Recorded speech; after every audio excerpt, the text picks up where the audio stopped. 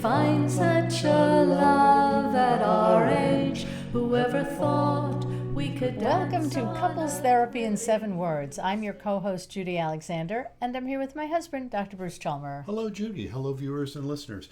What's today's topic? The light bulb moment in couples therapy that changes everything. Absolutely. So we are going to talk about that. Just going to put in a brief word before we do that. Just a brief word for your book, because we need to mention your book, and that'll be our commercial right off for the today. Top. Okay, right off the top. The Blue Tent, Erotic Tales from the Bible by Laria Zilber. Yes. My nom de plume. Yes, indeed. So if you enjoy erotica, or you're not sure and you want to try erotica, that's a good one to try. It is a good one. And you can get information there if you go to Laria Zilber, LARIAZYLBER, LariaZilber.com, and you'll get information about that. Mm-hmm.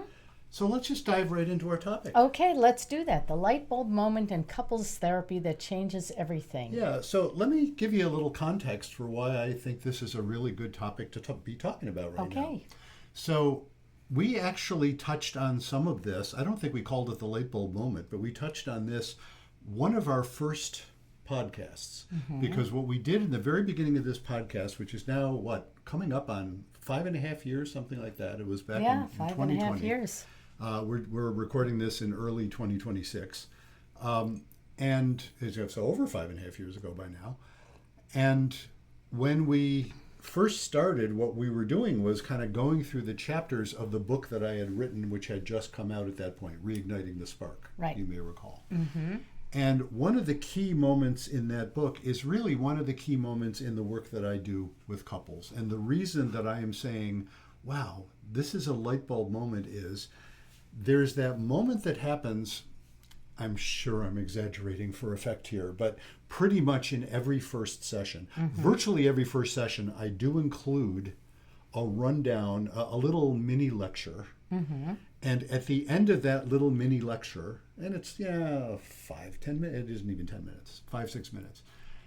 And I'm seeing these light bulbs go off over people's heads. Uh-huh. And they will often say, wow, we had never thought of it that way. Yeah. That's really interesting. And the whole tenor of what we're doing shifts. And this is often true for folks who have gone through couples therapy before or have tried other things, and taking nothing away from the good stuff they got from that. But they will often say, wow, this really is a different way of thinking about it. Yeah. And that changes how they view it. And what is that different way of thinking about it? Well, so let's talk about that. Okay. Yes. So what makes that light bulb go off that they hadn't thought about? Exactly. Okay. So what makes that light bulb go off is when I explain to them the whole idea of why we form couples. Mm-hmm. Lots of ways of understanding why do human beings couple up. Yes, we are. We reproduce sexually, we're mammals, and so yes, we're going to couple up for that. But obviously, it should be obvious to anybody seeing this, people get together for reasons other than simply procreation. And people who can't have any more kids because they're past the age or whatever, or don't want to have kids or whatever, or are gay couples or whatever. People get together for all kinds of reasons that aren't about procreation. What sort of needs are we trying to fulfill? So what I talk about in my little mini lecture is that there are 2 different sets of needs we are trying to fulfill. And they are both needs. I'm using the word needs carefully. Mm-hmm. They're not just desires. Mm-hmm. They're things that if they're not sufficiently fulfilled, the relationship gets sick. It doesn't function. It dies often. So what are these 2 sets of needs? First of all, before I even get there, why do I talk about 2 different sets of needs? Well, because there is a paradox. Those of you who've been following us might recognize I just recently wrote a book called The Passion Paradox. This is the paradox. These are 2 sets of needs, but the skills you need for one are in conflict with the skills you need for the other. And yet they are both needs. How could you possibly have them both when the skills you need are in conflict? Well, that's the paradox. So now, drum roll please. Right. What do I call these 2 sets of needs? Well, you know what I know what they are. Go ahead. Intimacy, or stability and intimacy. Stability and intimacy, exactly. Yes. And I've been in this chair for a while. You've been in that chair for a while. You've read my books. I've read You've your heard books. about this. So I want to talk about each one, much as I do in my intro, that little mini lecture. Let me just sort of give the essentials of that right now. Okay. So talk first about stability. You know, I always mention to people, look, I can't read your minds, but I'll bet you're thinking something similar to what I'm thinking. Because when I say stability, I'm using the word in its usual sense. I mean, what do you think of when you think stable? That it's reliable, you can count on it, it's, smooth sailing, no bumps, maybe a few bumps, but they're minor. Exactly. Things are on an even keel. Yes, very much. It's not shaky. That's what stable means. Right. And therefore, you're not particularly worried about it. Right. If things are stable, you're not having these spikes of anxiety. Well, that's nice. Nothing wrong with it. Stability is really important. And indeed, when a couple gets together and does these strange things like loving each other and then perhaps moving in together and perhaps getting married and perhaps having kids in some order, which isn't the order that it used to be, but that's another old guy thing to say. But whatever they do, each one of those little steps of increasing their involvement with each other ups the ante for stability. So stability is super important.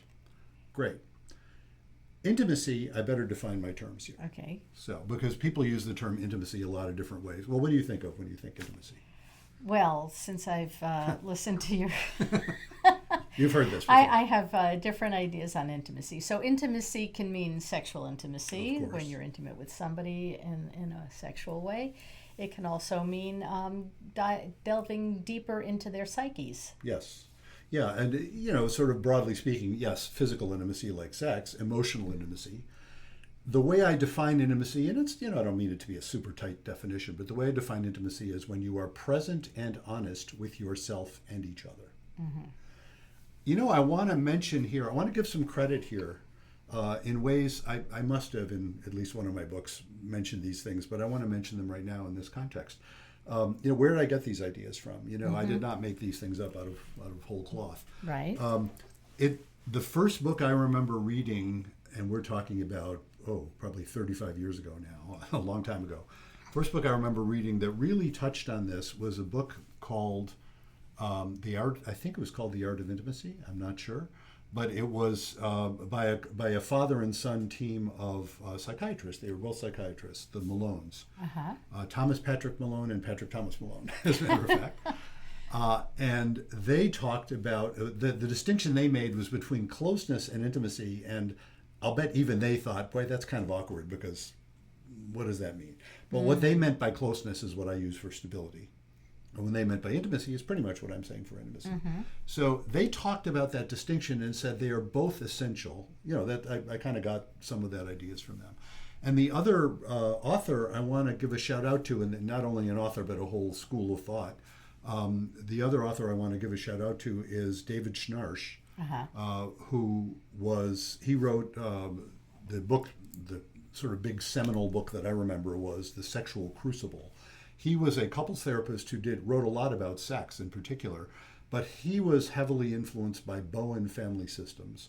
And the Bowenians make a big deal of this sort of thing as well. Again, they don't use exactly the same terminology, but it's a similar sort of phenomenon. You need both. So I mentioned stability. Stability is all about keeping the anxiety level low. The skills of stability are all about keeping things predictable. In fact, when I've written about this, I refer to the three big skills of stability being that you are reliable, responsible, and accountable. Important, right? Very important. Upstanding. Absolutely. Good. And boring. Okay. Yeah, aren't they, right? I mean, kind of by definition, it's all about predictability. Right. It's like, okay, I don't have to worry that you're not going to keep your word because you always keep your word. I don't, these are good things. I'm not knocking them. Right. Right? But they're not sufficient, it turns out, because if all you have is predictability, it doesn't feel alive. Intimacy is about feeling alive. Stability is about feeling secure. Intimacy is about feeling alive. And feeling alive, it turns out, isn't at all about predictability. It's about encountering things you might not have expected. It's about all kinds of things that aren't at all predictable. And so the chief skill of intimacy is, you can finish that sentence. What is the chief skill of intimacy? Is being able to tolerate the anxiety. Exactly. It is tolerating anxiety. I think you've talked about this before. You've heard me on this subject rather endlessly. Yes, it is to be able to tolerate anxiety rather than avoiding it. Mm-hmm. Now, what tends to happen in stable couples? And when I say stable couples, these are the folks mostly, overwhelmingly, these are the folks who are consulting the likes of me. Mm-hmm. Consulting a couples therapist. Right. What are they consulting a couples therapist for? They're in a relationship. It's really important to them. Maybe they've been together a long time. Mm-hmm. Maybe they've got kids. Maybe they live together. All these things that are all about stability. Right. And something isn't working right. Something's missing. Something is missing. And what tends to be missing turns out to be intimacy. Because they don't want to rock the boat. Precisely. And that is the key. And so when I talk about this tendency for stable couples to avoid the anxiety of intimacy, Mm-hmm. that's when the light bulb goes off. So let me expand a little bit on that. Okay.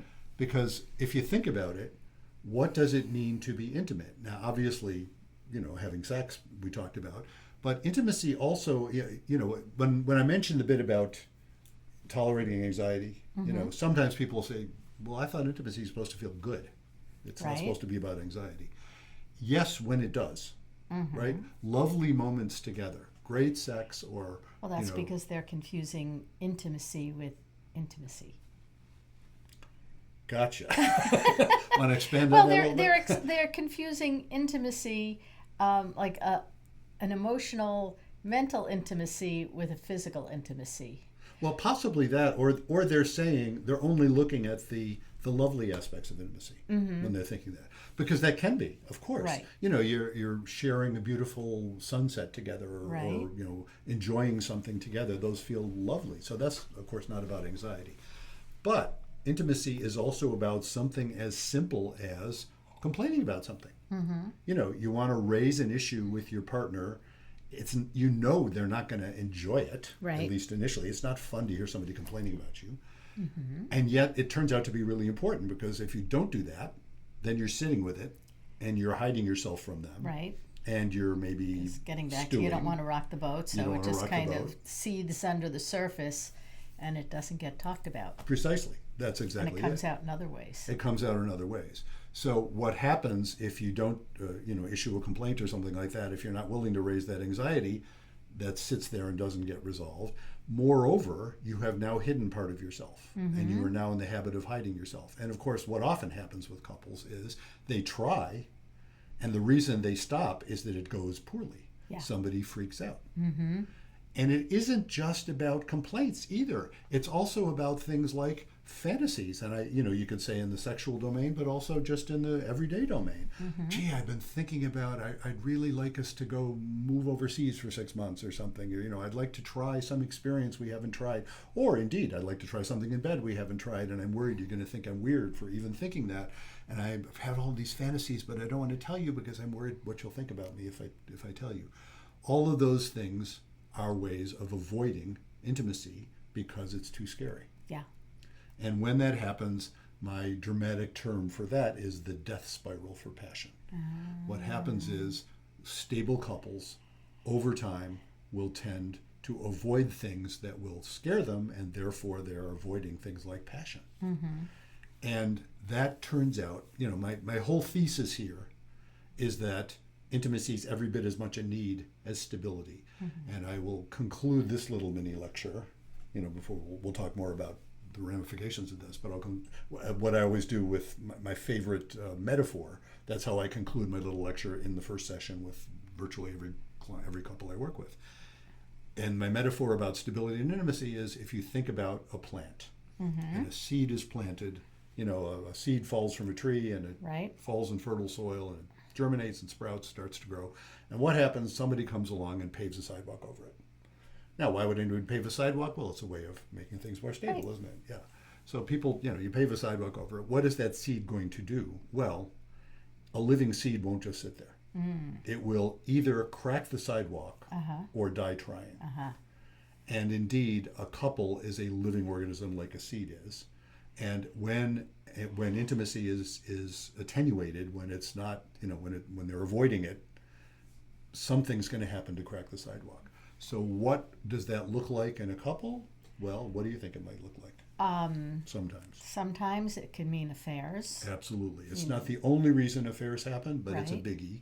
And again, I will just note, folks consulting me, Yeah.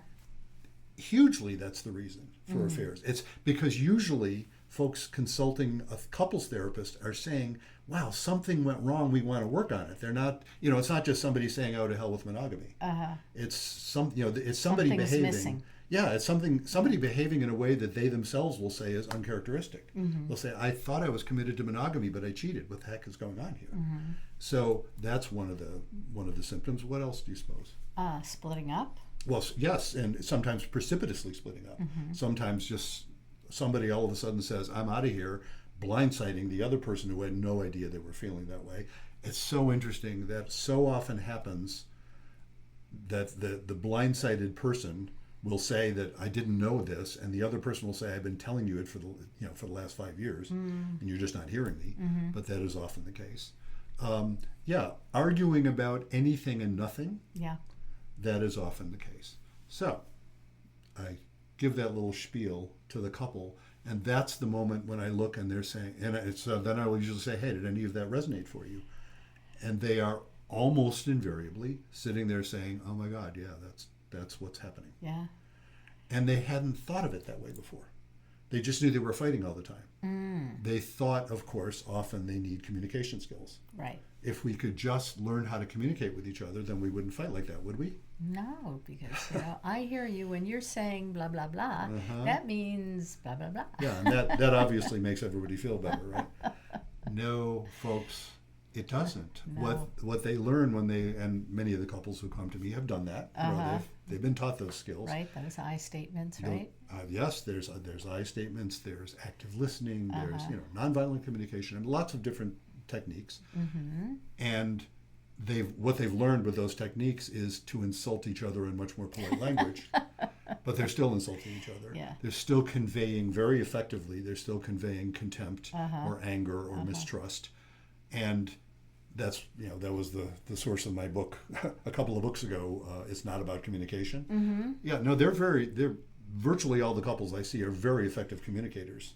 Yeah. The problem's what they're communicating. Right. So it won't.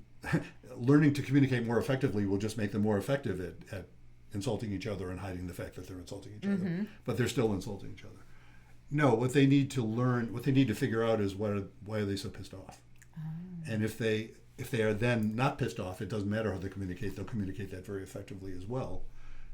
And this distinction that this light bulb moment I've just talked about is often the moment you can see in a session where they'll start saying, oh, that's what's going on.